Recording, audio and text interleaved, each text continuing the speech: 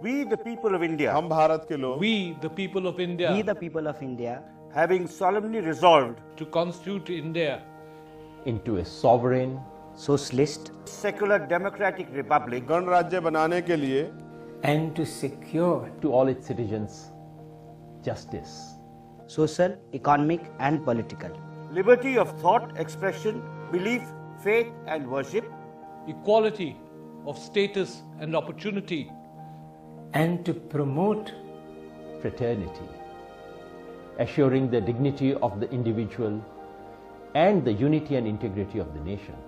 in our Constituent Assembly this 26th day of November 1949. इस संविधान को अंगीकृत, अधिनियमित और आत्मप्रत करते हैं. do hereby adopt, adopt, enact enact and give to ourselves this constitution.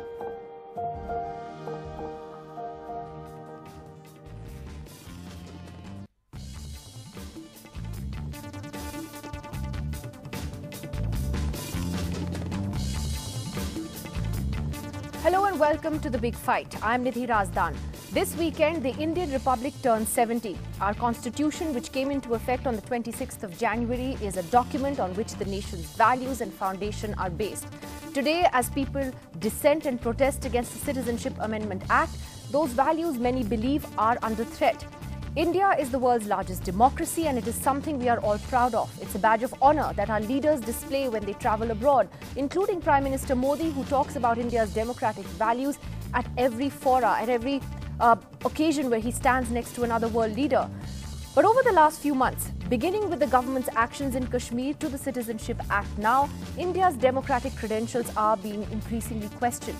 This week, India slipped 10 places on a key world democracy index. The Economist has run a cover story on India being intolerant, while billionaire George Soros has made scathing comments in Davos on what he says is India becoming a Hindu nationalist state. The BJP may say it doesn't care what foreign publications write, but they do go out of their way to highlight positive coverage, and the Prime Minister himself has written edit page pieces for a paper like the New York Times, which has been extremely critical of his government. So the question we're asking, is India's democracy really in danger? I'm going to take opening comments from our panelists here in the studio tonight before I go off to talk to our special guest this evening. Gopal Gandhi will be joining us shortly, but I'll begin here with Farah Naqvi, writer and activist. Farah, your 1 minute starts now. Well, I think the democracy is in greater danger than it's ever been, ever since we adopted the Constitution. More than it's ever been in 70 years or 72 years. Go among the women who are sitting in those protests and you will know, in Delhi alone as of this morning, there are 13 24-hour sit-in protests just in the capital city alone. They smell the danger. These are smart women. And what they smell is that there is a fundamental and ideologically driven challenge to the fundamentals of the Indian Constitution by leadership whose ideological moorings are those who never believed in the Constitution. And I will prove that during this show. There is a resistance to democratic governance, to the secular character, of course. And if you disbelieve these women, whom the BJP IT cell head Amit Malviya said were bikau and were sitting there because they were being paid money. Don't believe these women. Believe your own indices that you have cited right now. Okay. The Democracy Index as well as the Press Freedom Index. Okay, we're going to talk about that in some more detail. Just 1 minute opening comments first. Tavleen Singh joins us here in the studio, author, columnist, someone who has had a change of mind about how she sees the Modi government over the years. Tavleen Singh, your opening thoughts. Actually, I've also been among those women in Shaheen Bagh, and to me that is a testament to the strength of Indian democracy. Until we saw the protests, we had reason to worry. I don't think we have reason to worry anymore, because the one thing that you do not see at any of the protests is fear. Secondly, I think it's wrong to say that this is the first time that democracy has been in danger in India. The weakening of the institutions of democracy, all of them started under Mrs. Gandhi during the emergency. Let's not forget that. What has not happened is that nobody rectified the weakening. No one strengthened them. And now that the Congress party is on the defensive and their people are going to jail, they've suddenly discovered that the democracy is in danger. So I don't agree at all that it is in greater danger, especially not that now that the protests have become so open, so that the protesters are so fearless about what they want, and they're using the Constitution as their symbol. Okay, all right. Interesting opening comments there. We'll talk a little bit about history and what it's taught us. Maya Meechandani is here in the studio with us. She's a journalist. She's also a professor of journalism at Ashoka University. Maya. I think the truth is actually somewhere in between. I do take what Farah has said and what Tabreen has said, both about the threats to democracy, but I think it's a little grayer than the blacks and the whites that we've been presented. Certain institutions have not proven to live up to the democratic credentials that we expect from them. We'd certainly like to see more intervention on behalf of the public and civil society from the Supreme Court, for example. So that's an institution that I'm a little concerned about as far as democratic credentials are concerned. I do believe that while we have slipped on the Democracy Index and the World Press Freedom Index, there are many of us, people in this newsroom, people in newsrooms across the country, that in spite of the threats, in spite of challenges, in spite of FIRs in, against work that they may be doing, in spite of the kind of pressure tactics the government is putting by way of, the Enforcement Directorate and tax notices, there are journalists who are recommitting themselves to honest journalism every single day. And I don't think that can be dismissed by saying that everything in democracy is just seriously under threat. There were challenges, and I think what we're seeing today are those challenges in a sort of, we're an authoritarian democracy, if you'd like to call it that. Interesting. Authoritarian democracy. Well, Meghnad, associate editor with the News Laundry, is with us, and he wrote an interesting book about our institutions and the Constitution. So, Meghnad, what's your take on this? So, first of all, I think when you ask someone what is a democracy, everyone has their own definition. We need to come to an understanding of what our democracy is. According to me, a democracy is somewhere where legal equality is ensured, political freedom is there, and rule of law exists. But one of the fundamental things about a democracy is how there is a relationship between the citizen and the state. Right now, what we are seeing is more than a danger to democracy. I would say there is a danger to citizenship. Because right now, what essentially the government is telling us, that unless we tell you that you are a citizen, you are not one. So we don't really know if we are a citizen or not, depending on what will happen with the NRC and what they will implement soon. So the fundamental pillar of citizenship is being questioned right now, and that, I think, is the element that we should talk about, and that is the direct threat that we see right now. Well, standing next to you is Aishwarya Bhatti. She's a senior lawyer, senior advocate of the Supreme Court, and someone who's sympathetic to the BJP's point of view. Aishwarya, your thoughts on this subject tonight? Well, as a lawyer, I can tell you, Nidhi, what I see is, of course, we have our set of challenges. We are a developing nation with a huge population. We have resource crunch everywhere, whether it is the judicial area, the police reforms, etc. There is a resource crunch everywhere. But I think our systems are based on such solid foundation, and the Grundnorm of our country, which is the constitution of our country, rests on such solid foundation, and its interpretation by the Supreme Court of the country for the last 70 years. And we have seen that, the interpretation of things have changed. We have a strong system of institutional balance. We have, 3 pillars, and the 4th pillar, now we have system of institutional balance where everyone, their job is to counterbalance each other. Their job is also to be at loggerheads for issues, but also to work in their own domains and their own areas. I think what is important for us to see is to see that the countries that got freedom around the same time as us, what kind of republics they became, what kind of constitutions they had, and what kind of functioning they had. All right. Aishwarya, we'll talk about that in some more detail. Before I open this up for a debate amongst the panelists, I'd like to play out an interview I did a little while earlier with Gopal Gandhi, who has been, of course, a distinguished diplomat, the former governor of West Bengal, also Mahatma Gandhi's grandson. And Mr. Gandhi, how do you see the situation in the country today when you look at these weeks and weeks of protests that are taking place against the Citizenship Act in particular? How do you view what's going on?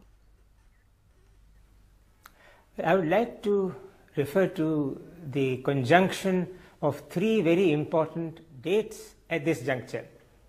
One is the birth anniversary of Netaji Subhash Chandra Bose, which took place on the 23rd, then the Republic Day, and then finally the 30th of January. Each of these 3 dates has a salience today and reflects the mood of the country and perhaps also the mood of history. Netaji gave us the slogan Jai Hind, which was a slogan of great confidence and great optimism. The Constitution gave us a charter of rights and responsibilities. And the 30th of January, the day of Gandhiji's assassination, is a day that stands for sacrifice and stands for the readiness to give up one's own life for the harmony of our country, for the goodwill among our people, and the trust between community and community. So these three are very crucial to the understanding of what is happening today. You referred to the CAA. That is a very important and very determining episode or factor in our times. But it is something that should be seen in the context of these three magnetic dates, which impel us to look ahead with humility, but also with great confidence. So, if I could ask you though about, the fact that India and the Prime Minister in particular, they're making headlines for all the wrong reasons internationally at the moment. We were talking about the Economist's latest cover story, intolerant India under Mr. Modi, India slipping 10 places in the World Democracy Index. We're now being called a flawed democracy, and it's being pointed out particularly because of its actions in Kashmir and the NRC in Assam. How do you see the way our global image has been impacted? I would like India to see itself in itself. Of course, the global view of India, the way the world views India is important, but the way India looks upon itself, the way India looks at the mirror and sees its own image is far more important. And I think there we have to admit that there is an extraordinary crisis, a crisis in our confidence in ourselves. And there our students, the younger generation, has shown us a way that Gandhi, Netaji, and all the founders of our constitution would have hailed for two reasons. One, that they have shown tremendous confidence. And two, they have tried to be, and almost always successfully, to remain completely non-violent, therefore constitutional. And I therefore see in our present situation not an international image of ours, important as it is, but our own self-image, our self-esteem. Can we see ourselves with hope? Can we see ourselves without fear? And there, I'm afraid, the answers are very, very tough. We see ourselves with confidence in our students, but do we see ourselves without fear? Let me ask you a final question though, sir. The government keeps saying there is misinformation, for instance, on the Citizenship Act, that Indian Muslims will not lose their citizenship, that those protesting are actually not in favor of helping those religiously persecuted minorities from, say, Pakistan. Now, what do you think of that argument? Because one sees that the protesters are actually saying we welcome these people, even from Pakistan, but we welcome all those who've been persecuted, not just people of some religions. That is a remarkable sign of their maturity and of their foresight. And that also links them to the spirit of the Constitution. Many of these students may not have read the Constitution. Many of their protesters may not really have studied the debates of the Constituent Assembly, but they have captured its spirit. They have captured the soul of our Constitution, which guarantees several things like freedom of thought and expression, faith, belief, and worship. These are words of the Constitution. And it's very important for us to know one thing, that the preamble to the Constitution, which is the Atma of the Constitution, does not mention the Indian state. It only mentions the people. It says that the people of India, we the people, have given to ourselves the following: freedom, following liberty, the following equality, and the following fraternity. It is we who have constituted India with these attributes, and the students have captured that spirit. It is like a Rasika concert enjoying the essence of the raga without being a classical musician herself or himself. It is something like that. But I should not say too much about students, because students are a segment of society. They are, after all, representatives of society. They are representatives of the country and the people as a whole. the people as a whole today are, frankly speaking, in a state of confusion because they know that the government has responsibilities. The government has done some very good things. They would like to acknowledge those good things, but they are also perplexed by what they see around them. A government should have humility. The opposition and society should have respect. They are not seeing either humility or respect. They are confused in the language of bitterness, in the language of conflict. Right. Well, sir, thank you very much for joining us on The Big Fight today. With those words, Gopal Krishna Gandhi there joining us this evening. Let me open the debate to the panel, though, and what Gopal Gandhi was saying. And I'll first take this to Tavleen Singh, because you talked about in your opening remarks the fact that the weakening of institutions started way back during Indira Gandhi's emergency.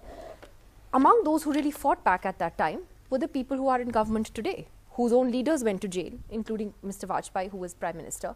Do you find it ironic that they seem to have learned no lessons from what they themselves fought against in the 70s?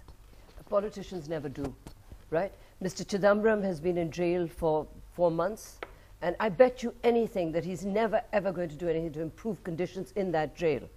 The politicians never do. That's not the point. The point is that we should have all been aware much earlier at the chipping away of the institutions and the centralization of power in the Prime Minister's office, which has been happening for a very long time.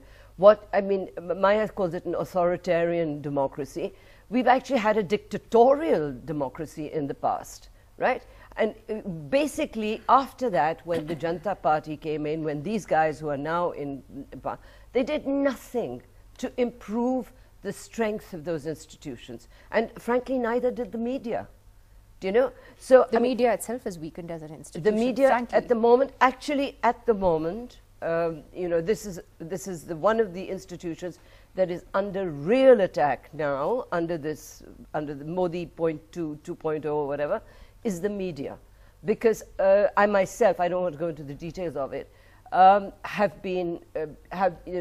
pressure is being put in various ways, and I think that is very scary. Farah, you raised your hand. Yes, I want to comment on this point about the emergency, because it is a valid comparison. The emergency was indeed possibly the darkest hour of Indian democracy since we were born as a nation. But there are differences, and there are very vital differences. Well, one is that it was declared an emergency. Look, the emergency had a start date and it had an end date. It was 21 months of hell. It was a shout out from the ramparts. It was called the emergency. Mrs. Gandhi went about her business as a dictator, filling jails, suspending civil liberties, press freedoms, assemblies, abrogating power to herself. It ended, it had a date.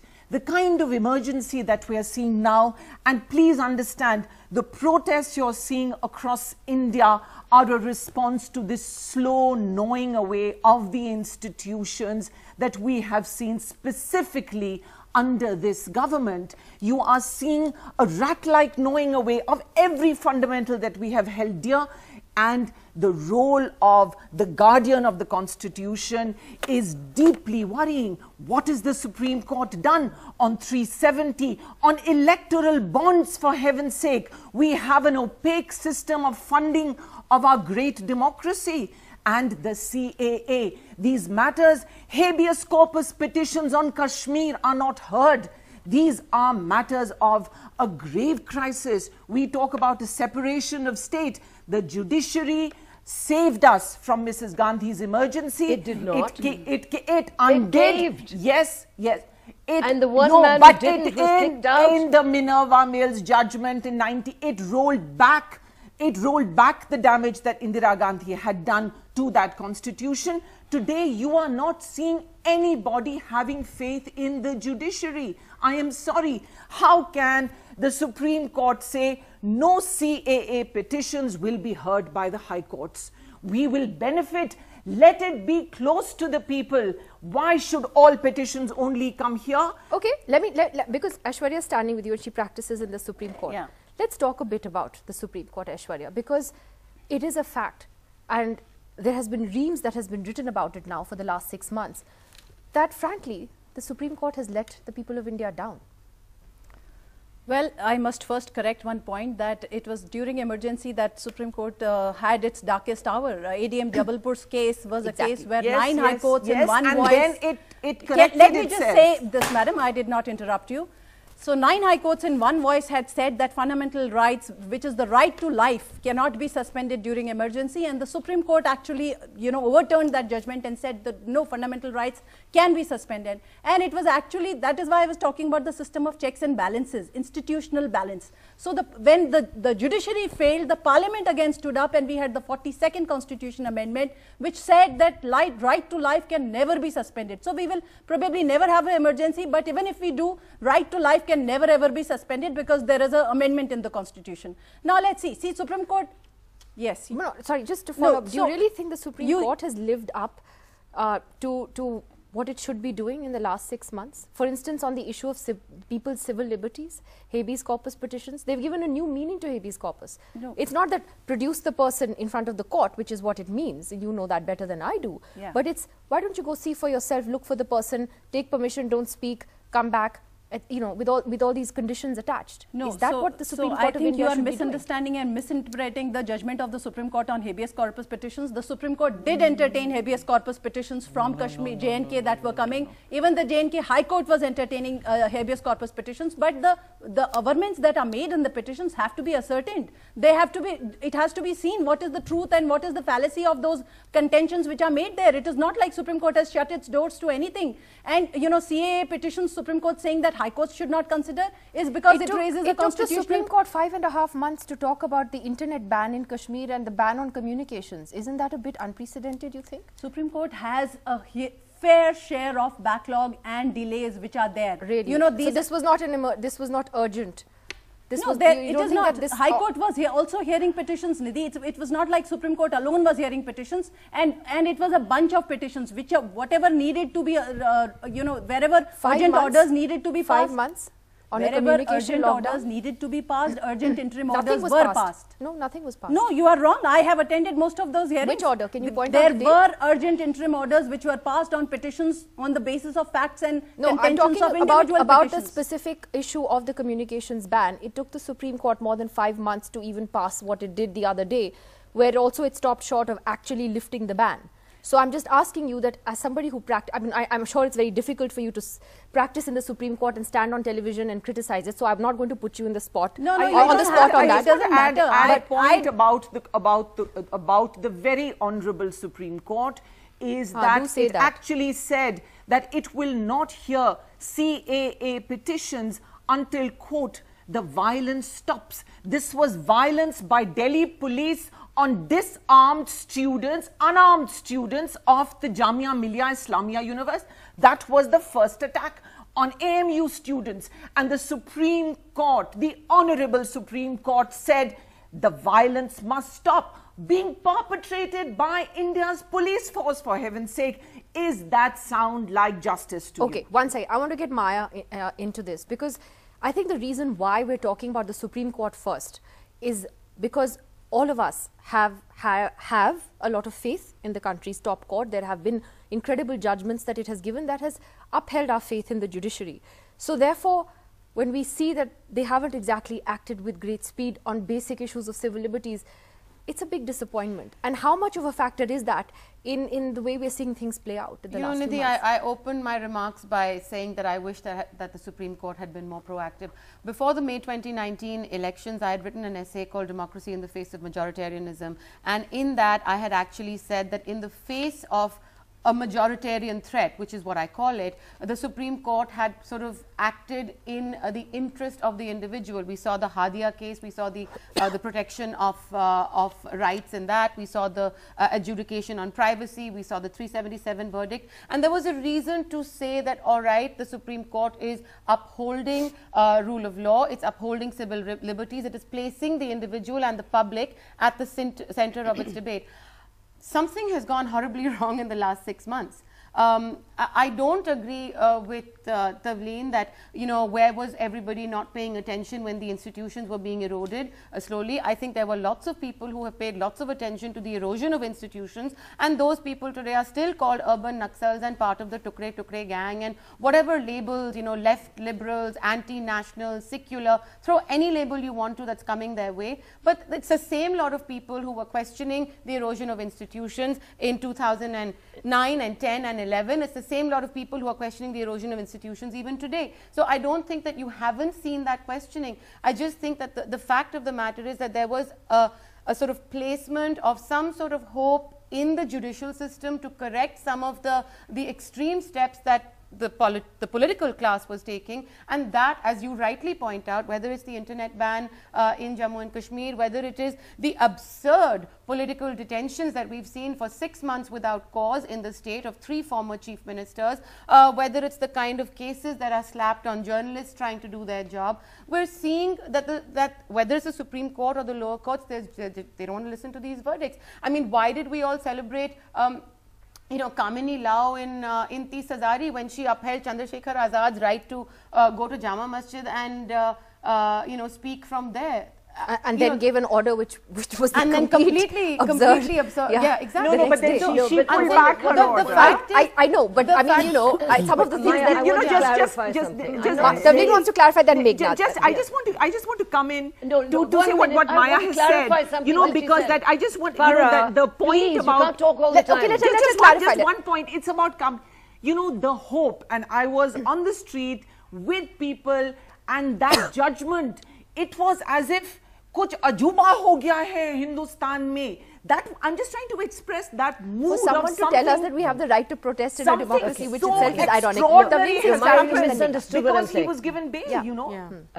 Can I please go ahead. for a few seconds? You misunderstood me. I'm not saying that we didn't object. The people have objected. The people are still objecting. They're holding the constitution in their hands. That's right.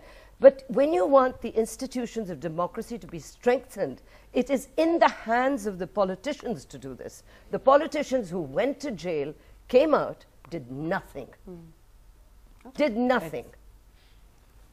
Okay, make that, and then we have Vivek Reddy joining us from It's Bangalore. very amusing when people talk about Supreme Court and whether they deliver justice or not, because we have seen examples in the recent past where, say for instance, Aadhaar, the judgment that they gave came after a long time, and meanwhile the government went around implementing it. That's right. Same happened with electoral bonds. You can see it now, where they just said that, yeah, we'll do it, and now they're just selling electoral bonds like anything, and people are buying it and giving it to political parties. And this is the same thing that is going to happen with NRC.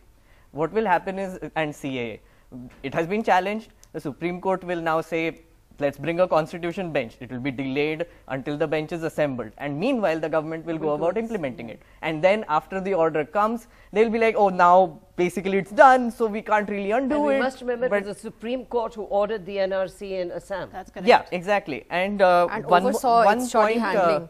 One point that Tavleen ma'am raised here about. We can't sort of one point that Tavleen ma'am raised here about haven't they learnt any lessons, right? They were students and during the emergency, and now they're doing the same thing. I think they have learned their lessons, because if you see their attitude towards students particularly, they see them as the biggest threat. And therefore, whenever even a tiny little sloganeering happens in JNU, the complete focus of the government machinery is focused on the students. They learnt the wrong lesson. Yeah, I think they, in their attempt to learn the lesson, they have ended up doing the same thing that has happened to them, which is basically when Indira Gandhi tried to shut them down, they became more popular, and now now they are trying to shut these students down, and they're becoming more popular. So they have learned their lessons, just that they can't figure out a way about how to deal with this. I'm just going to go across to Vivek Reddy, who represents the BJP, and he joins us from Bangalore this evening. And Mr. Reddy has been listening very patiently to what the panelists here have been saying. Mr. Reddy, what is your reaction to sort of the the democracy ranking that India has fallen in, the Economist cover, George Soros and what he has said today about India becoming a Hindu nationalist state, worrying about what India is turning into? These are very respected voices from all over the world that are commenting on the state of our democracy. Does that concern you? First of all, Nidhi, I doubt whether they are respected voices. First of all. Why? Because you said so. George Soros says that Jammu and Kashmir. Listen to the reason. Listen to the reason, please. I request the panelists to patiently listen because everyone's we've all been listening listening to them. That's how we take everyone's listening. We laugh. Discussion forward. First of all, George Soros says that Kashmir is a semi-autonomous Muslim-dominated state. Is that true? Well, it is Muslim. Please, liberals, it is a Muslim majority studio, state. Please tell us. It is a Muslim majority state. Semi-autonomous Muslim state. Come on. What is the meaning It's a of Muslim majority. semi-autonomous? It was a Muslim majority state. Is it a semi-autonomous? Please don't divert. It was semi-autonomous. Yeah, it had semi-autonomy when it was under fifth. It was semi. Yeah, it was under 370. So people who have no idea, about what is India, if they come and comment about India, here is a whole audience there sitting in the studio applauding. At least I thought there is some sense in Tavleen. I don't know why she is bereft of any common sense. This is number one. Second, many of you commented, please let us take the discussion forward. Many of you commented that there is an emergency-like situation in India. What is the emergency-like situation in India? I really don't know. Is there an emergency imposed? Aren't people going about enjoying all their freedoms today? No, not really. The short answer to that is no. This. Vivek, I don't know how you're can ranting I like this. First of all, please stop. I want to know why you think that everyone's talking in enjoying between. their freedom. Allow me to complete. That's not true for Please Kashmiris, stop by the way. talking in between, sir. Allow me to complete. Next, let me ask you the next question. Here is a situation where terrorists and separatism are two issues which the state has to handle in Jammu and Kashmir, and the government has taken certain safety precautions, and government has blotted out the internet because of that, and you are saying, as if you are the hall bearers of all this and you are the person I'm not saying the Supreme Court just said the internet is a fundamental the internet right. must be open. Access to the internet is a fundamental right, sir. I did not say Mr. Reddy. The Supreme Court just said it last week. Memory. I hope Nidhi, you have not forgotten. I hope you have not forgotten. I hope your memory is still fresh. Kashmir is a state where there has been terrorism, where there has been separatism, and this is how you need to block out these forces. Right. These evil by forces locking have to up be people stemmed. who are pro-India, by locking up democratically elected politicians, right, Mr. Reddy, for 6 months? For 6 months? Well, democracy will come. It will come. Oh, thank you so much, Mr. Reddy. Really, I want to hug you just for saying that. Thank you. Having a stable state. First It's have a not stable a gift. state. Without that, You are not no giving democracy. exactly. So the sad thing is, I'm sorry, since Mr. you named Tavleen would like to respond. Mr. Reddy, I'm sorry. Mr. Reddy, one sec, Reddy, now Tavleen you wants to listen to respond me. to you. I'm sending you a hug. Mr. Reddy, quiet. Listen to me. Mr. Reddy, one We have second. been given democracy by the Constitution of India, whose birthday is in 2 days. So for you to say democracy will come is ridiculous. You are not the giver of democracy. He's not listening. He's not listening. There's no point. There's no point talking to you because you only want to speak. Please listen. This language. Tavleen Singh, you have to listen. Tavleen Singh will listen if Give me a you second, listen to Tavleen Singh. You have evoked a lot of response to you. You have a lot of responses to you, Mr. Reddy. Please let them respond and I'll come back to you. Please. Yeah. One You're second, talking Mr. Reddy. Okay, one second. First Maya, then Farah. Okay, one second. Mic down. Maya first. Okay, Yes, I have first, two allow points me to to make complete. to what Vivek Reddy has said. One is that it's very easy to say that these are not credible publications. We heard him say that. And yet, these are the very same publications we seek validation from when Prime Minister Modi is presented in a good light. And the government is presented in a good light. Then we're okay with Time Magazine and with the Economist and with the New York Times or whoever they are. So I think there's a little bit of hypocrisy. Can I finish, Mr. Reddy? I'm not done. And you are saying I'm not done. How I'm sad. not done, Mr. Reddy. Okay. That's one. You got him to. Well, you interfered with me. No, I did not. I did not. I waited for you What to is this, finish. a So just schoolyard? a moment.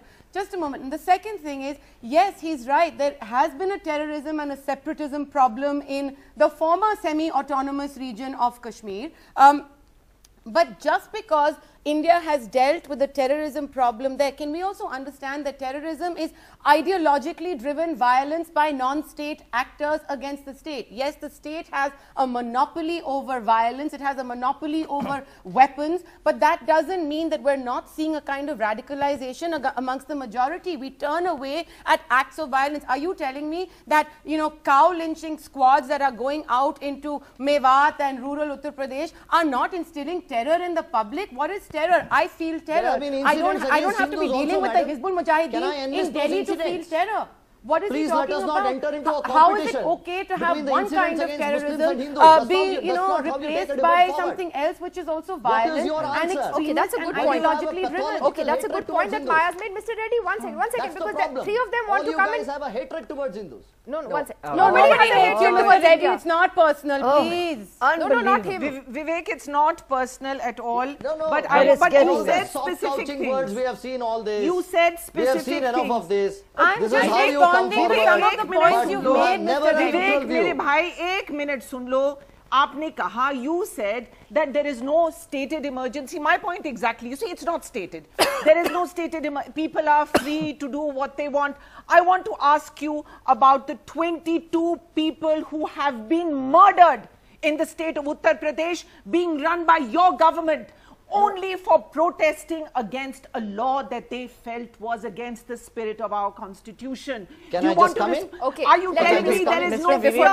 Yes, there is fear. Can I just come in, Tavleen? Mr. Vivek Reddy, I agree with your point that these are not credible Mr. Reddy, only publications. Meghnad has one final point and then you can take Meghnad, all I'm the agreeing with you questions as well. together. So I'm agreeing with you Yes, that these are not credible publications. Let's just ignore them, okay? I mean, let's do that.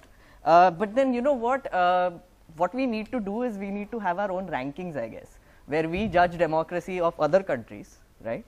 And then based on that, we can rank USA as a lower country, because everything for this government is an image problem, right? In Kashmir, it's an image problem. When women get attacked, it's an image problem. Even protests are an image problem. Actually, an hour ago, there was an interview with Baba Ramdev with NDTV, in right? the studio. He has said, I mean, he's not government, but he has said that the protests are ruining the image of India. That is the problem, right? Like that protests are happening is not a problem, but that they're ruining the image of India is the problem. And therefore, whoever ruins the image of this country should not be considered, I guess. That is essentially what he's trying to say. Can I just come in? Okay, And also, Vivek, please let him speak. No, we have to give him time to speak. 12,000 people are estimated to have been arrested. Because I have a question for Mr. Reddy on that. See, Mr. Reddy, please do answer what the points that the panelists raised, and also my question very simply is, there are people who are protesting. Yes. Okay, most of them are peaceful protests, especially now. Do you not think that the government should try to reach out and talk to them, rather than talking at them or resorting to name calling and assuming that they're all motivated? Do you think the time has come for some kind of a dialogue, some kind of a genuine outreach to say, okay, we want to listen to what you have to say and we want to make you understand our point of view? Is that possible? Yeah. Yes. Nidhi, can I just reply to what the other said and come to your question also? Sure. I will answer your question, because that's how we take it patiently forward. First of all, let me tell you very clearly, let all the panelists also understand that most of the narratives that have been propped out in the CAA and NPR issue, most of the narratives that have been propped out are false, because first of all, this is an act which gives citizenship to those who have been disastrously affected in these three countries. 31,313 people. Second, all right, hold on, please.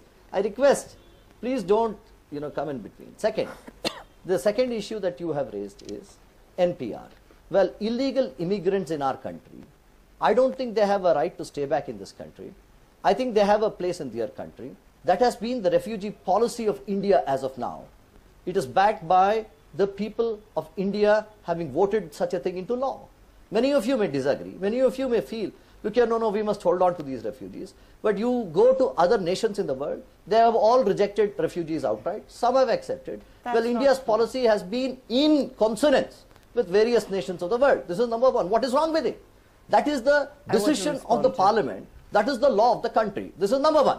Second issue that you are raising, what Manda raised, I am really surprised. Tell him that after. I am really surprised how you people go out and say that, look here, people will be throwing out Muslims, when the Prime Minister of India has clarified that Indian Muslims will stay here. Indian Muslims have a right here. They are born citizens of India. Nobody can touch them. Why are you raising totally unnecessary fears? Okay, Mr. This Reddy. is the sad thing. Okay. So why protest at all? Why kill them? Is it your argument? But I want to Mr. ask the Reddy, panelists. you Is know it your what argument happens? that you One want second, Mr. illegal Reddy, you do immigrants to stay realize back that in in India? firstly, Is that your argument? There Then are you want vote banks. Okay, please. You want vote banks. Mr. That's the Reddy, you have to allegation hear the against response you. because You want to Mr. create Reddy, vote banks Mr. Reddy, only can I for the speak? purpose Okay, Mr. of Reddy, getting I'm going to have to political bring the power. mic down if you don't You let are other all people in speak. league. Mr. Reddy, All you right. have to listen Yeah, now. yeah. All right, Please. Please saying I'm bringing the Mr. mic Reddy, down, Mr. Reddy. I'm warning you. Mr. Reddy, there are two problems with the way that this so-called illegal immigration issue was handled. One is, for the first time in the history of India, we've made a discriminatory law, right? Which was a terrible reminder of something called the Nuremberg laws, which began by making a discrimination against What the are Jewish you people. comparing? Oh, 1 minute, What listen to me hysteria? now. All right, the Have you other got some problem Mr. was, Reddy, you have to listen. You have to listen. Yeah. The other problem was the Home Minister's speeches, in which he talked of these very poor, illegal Muslim immigrants as termites. That was again a reminder of a genocide in Rwanda not so long ago, when they began by calling the Tutsis cockroaches. So please do not imagine that the women that are protesting in Shaheen Bagh and people protesting, all students everywhere, they're protesting because the Home Minister gave them good reason to believe that the Muslim community in India was a target and would be a very big target if there's ever a nationwide NPR. Well, or maybe rather than Aishwarya. Yeah. I just wanted to make a simple point here. The Prime Minister has assured that no Indian citizen will be harmed due to the NRC and the CAA process. But then you have to also understand that this whole process is being done to decide who is an Indian citizen, right? So when he says no Indian citizen will be harmed, he's also essentially saying the government will tell you who is an Indian citizen and who is excluded will be, we'll figure it out what to do with them. So no Indian citizen will be harmed, but the government will decide who is an Indian citizen, and that is the problem that is with this whole issue, that no matter how many times you say no Indian citizen will be harmed, you have to also ask the government, because the citizenship is a relationship between a citizen and a state. It's a two-way thing. The government guarantees that the citizen will have certain rights, and those rights will only happen if the person is an Indian citizen. If you exclude certain people from it, then they do not have those rights anymore. And that is why the people are protesting all across the country. That is the real fear. Now, why isn't this being addressed by the Home Minister or even the Prime Minister? Instead, what we are getting, as Tavleen ma'am also pointed out, are narratives. What we are getting are labels, we are getting narratives that people are termites or whatever else. But other than that, what we are also getting is things like in Karnataka, when 10,000 people are just made homeless based on a rumor that they are Bangladeshi immigrants. Where Kailash Vijayvargiya comes out and says, oh, I saw them eating poha, so they might be illegal immigrants. Was like some so, I mean, are we supposed to decide who is a citizen based on just random rumors and people who eat poha? It's just ridiculous. These narratives are which are dangerous, and that just sparks the fear. One second, Aishwarya. Aishwarya wants to come in on that. Aishwarya, I'll try to ask you what I was trying to ask Mr. Reddy, which was that therefore, does there need to be a more genuine outreach, you think, to assuage people's fears from the government side, not one where you come on TV and give a soundbite and say, well, I have said that, Muslims will not be impacted. But when you look at the entire exercise of what the NPR, the kind of questions that, they are planning to ask, which they now say may not be asked, the entire exercise of the way the NRC happened in Assam, it's not a Hindu-Muslim issue. It is something that will affect everybody. And most people and their parents don't have their birth certificates. So, this requires a more genuine outreach than just standing on a stage and saying you've clarified. So, well, to answer your question, outreach, a more genuine, a more, more outreach which reaches out and creates awareness is always welcome. That should definitely happen. But I also want to make a few points here, Nidhi. You know, the first point I want to make is that I want to remind you all of the speech that Dr. Babasaheb Ambedkar made when the constitution was being adopted. He specifically said that now on we will have a constitution, we will have recourse to constitutional mechanism for issues and problems that we have. We should stop resorting to satyagrahas, we should stop resorting to extra constitutional mechanisms for showing our protest, because we are not protesting against a foreign government anymore. This is our government. This was not prophetic. extra constitutional to protest. I'm sorry, Sorry, Article by 19, the you're a lawyer, anti-corruption ma'am. protest should not have happened. Ma'am, you are a lawyer. Article 19 guarantees me the right freedom of assembly Yes, as that is long as I correct, don't madam, have and arms. your right ends where my nose starts. So let me complete my point. You have no right to interject in between when I am making a point. So rights are not, they are not these islands which exist in vacuum. Our rights have, there are reasonable restrictions which are laid down in the constitution itself. What are we protesting against today? We are protesting, thankfully we are not, the narratives do not really govern our country. Rule of law does. Constitutional morality does. Constitutional principles do. That is what our country, that is what governs our country. And what are we protesting against today? The government which is lawfully elected by the majority of the country. We are protesting their, what they are adopting is out of their manifestos. We are protesting those things. In a And democracy, that's how a democracy works. Even if a government is elected by a majority, the other people do have a right to protest even their policies. Absolutely. That's protest, a right we have. Absolutely, the protest. But then protest cannot include, a right to arson, right to rioting. Nobody condones that. Nobody at a widespread level. Not widespread. It happened in the beginning in some places. By and large, the protests have been quite peaceful. They've been very peaceful. Yeah. Nobody condones against peaceful protests, Nidhi. The peaceful protests are guaranteed under our constitution, but what is not guaranteed under our constitution? Who's talking to the peaceful protesters? That's my question. That don't you think the time has come for some kind of political engagement with those who are sitting and protesting? For instance, the women of Shaheen Bagh.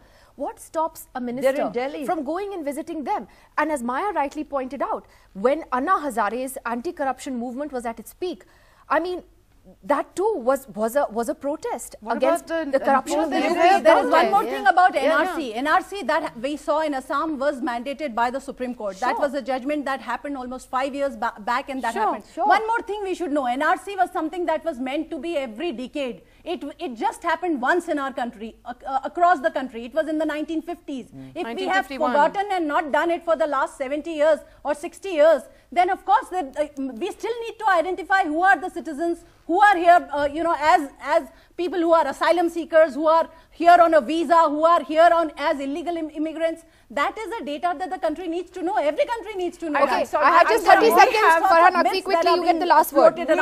We have enough laws to make sure that we can detect foreigners in our midst. Assam was an unusual situation, and India will be the first country in the world to upscale a singularly failed pilot project. The Assam NRC was a disaster. They hoped they would target the termites and the Ghuspetias. They ended up getting large numbers of Hindus. That is what will happen across this country, is you will get all the poorest, all the landless, all the women, all the Dalits, all the homeless people of this country who cannot go to a court of law because they're too poor. This exercise is a disaster. Even those who are not poor cannot go to a court of law these days. I don't want the government to tell me if I'm a citizen of India. I agree with Aishwarya here when she says that there should be an NRC. I genuinely think there should be a register of citizens who are a part of a register. A census. We have Aadhaar. How many do you want? And I'm sorry, the people on the street are angry about the fact they are saying I have only 20 seconds left. I have to take a break because taking a break is very important. Money. Come on. Ads, guys. Pay to keep news free. Yes. So I was making a point that I think there should be a register of citizens. Sure. I just don't trust our bureaucracy. That's my point. Our bureaucracy is absolutely useless. We saw what happened in Assam, Let NDTV make one if you trust them. Where a lot of people have been excluded, genuine citizens have been excluded, and they didn't get any recourse which would let them come back into the register. By the way, an exercise which the BJP and Assam has trashed and said was not conducted A lot of properly. BJP BJP supporters got wants to disown excluded the and they were Assam pissed off. NRC. I mean, It's not about BJP that is or what not happened. BJP. It's about having an exercise, and if you can't trust your elected representatives, I your trust bureaucracy them. is I not don't elected trust them. representative. If they go wrong, there is a mechanism that is available in law. Yeah, we're seeing We that can't playing be out in judging Assam it. very well. Exercising All right, guys, thank you corruption very much. across There our is country. absolutely have Who to else take do a you break. trust? I'm going to But take this that's offline. Thank you to all of you for joining us this evening. God bless. Bye, Mr. Reddy. Thank you.